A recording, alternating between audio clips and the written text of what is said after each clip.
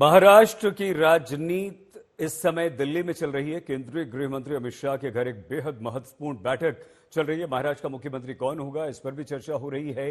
कैसे कैसे विभागों का बंटवारा होगा, कितने कितने मंत्री बनेंगे, क्योंकि एकनाथ शिंदे इस बैठक में हैं, अजीत पवार इस बैठक में हैं, देवेंद्र फडणवीस इस बैठक में हैं और इनके साथी भी हैं अशोक सिंघल, राहुल गौतम और पीयूष मिश्रा, तीनों हमारे साथ हैं। पीयूष, क्या एकनाथ शिंदे के बारे में जो खबर आ रही है कि वो डिप्टी सीएम का पद भी नहीं ग्रहण करेंगे, इसमें कुछ सच्चाई हो सकती है, इसकी संभावना हो सकती है? और अगर ऐसा है तो फिर एकनाथ शिंदे की भूमिका क्या होगी?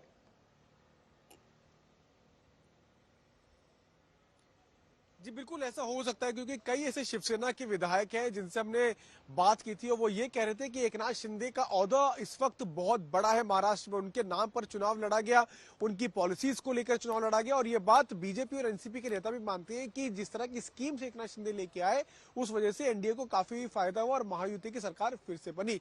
तो इस वक्त एकनाथ शिंदे का ओहदा बहुत बड़ा है, उनका चेहरा बहुत बड़ा है और अगर वो उप मुख्यमंत्री बनाए जाते हैं तो वो पार्टी के लिए ठीक नहीं होगा। अगर वो उप मुख्यमंत्री नहीं बनते हैं, अगर ऐसा होता है तो उम्मीद ये जताई जा रही है कि कोई और विधायक शिवसेना से उनको ये पदभार दिया जाए, चाहे वो उदय सामंत हो या संजय सिरसाट हो। कई ऐसे विधायक हैं जो काफी करीबी हैं एकनाथ शिंदे के, उनको ये जरूर जो है जिम्मेदारी दी जा सकती है।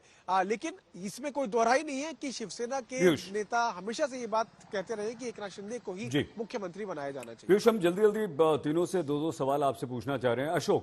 अशोक, एकनाथ शिंदे तो प्रेस कॉन्फ्रेंस करके सार्वजनिक तौर पर यह कह चुके हैं कि मोदी शाह जो भी निर्णय लेंगे मुझे मंजूर है और मैं रूठने वालों में से नहीं हूं, मैं काम करने वालों में से हूं।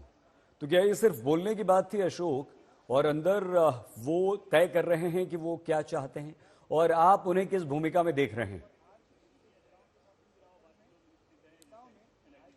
नहीं, देखिए, एक बात तो एकनाथ शिंदे को भी समझ में आ चुकी है कि बीजेपी इस बार अपना मुख्यमंत्री बनाएगी और एक मैसेज भी उनको दे दिया गया था, इसीलिए प्रेस कॉन्फ्रेंस करके, क्योंकि पिछले कई दिनों से कंफ्यूजन चल रहा था कि आखिर मुख्यमंत्री कौन होगा, एकनाथ शिंदे होंगे, बीजेपी का होगा, कोई क्लैरिटी नहीं हो पा रही थी, कोई डिसाइड नहीं कर पा रही थी। तो कहीं ना कहीं बीजेपी आला कमान की तरफ से भी एकनाथ शिंदे से बात करके ये कंफ्यूजन दूर करने के लिए कहा गया था और एकनाथ शिंदे ने प्रेस कॉन्फ्रेंस करके आखिर ये अजीत पवार पहले ही क्लियर कर चुके थे कि कोई दिक्कत नहीं है, कोई भी बनेगा मुख्यमंत्री उनका साथ देंगे। लेकिन एकनाथ शिंदे की तरफ से ऐसा कोई क्लैरिफिकेशन नहीं आते, बल्कि उनकी पार्टी के नेताओं की तरफ से बार बार एकनाथ शिंदे का नाम उछाला जा रहा था मुख्यमंत्री के तौर पर।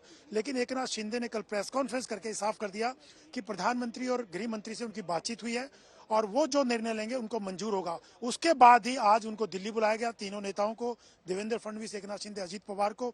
और एक खास बात यह है कि 1-to-1 मीटिंग, मतलब अलग से एकनाथ शिंदे, जेपी नड्डा और अमित शाह की मीटिंग हुई। बिल्कुल अशोक, हम आते हैं दोबारा आपके पास, राहुल आपके पास भी आते हैं, लेकिन उससे पहले हम ये बता दें कि एकनाथ शिंदे जब दिल्ली पहुंचे तो उसके बाद उन्होंने क्या कहा, जल्दी से आपको सुनवाते हैं। माझी भूमिका स्पष्ट केलेली आहे की आता कुठलाही अडथळा महायुतीचा मुख्यमंत्री होण्यामध्ये नाही आहे। लाडकी बहीण, लाडक्या बहिणीच्या बद्दलही माझी बोललोय मी, त्यामुळे लाडका भाऊ दिल्लीत दाखल झालेला आहे आणि लाडका भाऊ ही ओळख माझी सगळ्या पदांपेक्षा मोठी आहे। त्यामुळे लाडला, आपका लाडला भाई अब दिल्ली में है। राहुल, क्या जो दिखाई दे रहा है वही है या अंदर एकनाथ शिंदे को लेकर या उनके मन में कुछ और चल रहा है? सईद, महाराष्ट्र एक बहुत बड़ा राज्य है, 48 लोकसभा सीटें, 288 विधानसभा सीटें। तो जाहिर है किसी भी व्यक्ति को अगर मुख्यमंत्री का पद छोड़ना पड़े तो उसके मन में या दिल पर क्या गुजरेगी वो आप अंदाजा लगा सकते हैं। लेकिन इतिहास में हमने देखा है कि महाराष्ट्र के अंदर मुख्यमंत्री बाद में उप मुख्यमंत्री बन जाते हैं या फिर कैबिनेट में शामिल हो जाते हैं। इसके अशोक चौहान एग्जाम्पल है। महाराष्ट्र का मुख्यमंत्री कौन होगा, इंतजार सभी इस बात का कर रहे हैं, सस्पेंस अभी भी बना हुआ है। लेकिन इसी के मद्देनजर दिल्ली में गृह मंत्री अमित शाह के घर पर इस समय एक बेहद महत्वपूर्ण बैठक चल रही है। मैराथन बैठक ये हो गई है, अब 2 घंटे से ज्यादा हो चुके हैं। ये बैठक चल रही है, महायुति के 3 बड़े नेता इसमें मौजूद हैं, जिसमें देवेंद्र फडणवीस, अजीत पवार और एकनाथ शिंदे। इस बैठक में मौजूद हैं। मुख्यमंत्री को लेकर सिर्फ देवेंद्र फडणवीस का नाम अभी सामने है, क्योंकि एकनाथ शिंदे अलग हो चुके हैं। अजीत पवार पहले इस मुख्यमंत्री की रेस से अपने आप को अलग कर चुके हैं। एकनाथ शिंदे ने खुद प्रेस कॉन्फ्रेंस करके कह दिया कि जो नरेंद्र मोदी कहेंगे, जो अमित शाह कहेंगे, वही मुझे मंजूर है। तो दिल्ली में केंद्रीय गृह मंत्री के घर ये महत्वपूर्ण बैठक चल रही है। इस पर आज तक की लगातार नजर बनी हुई है। फिलहाल गोवा के मुख्यमंत्री प्रमोद सावंत ने नौकरी, जमीन बिक्री, वित्तीय हेराफेरी के मामले में विपक्ष के आरोपों को रद्द कर दिया है। उन्होंने कहा है कि किसी की भी मामले में कोई राजनीतिक संलिप्तता नहीं है। गोवा में विपक्ष ने पुलिस को पिंजरे में बंद तोता बताया है।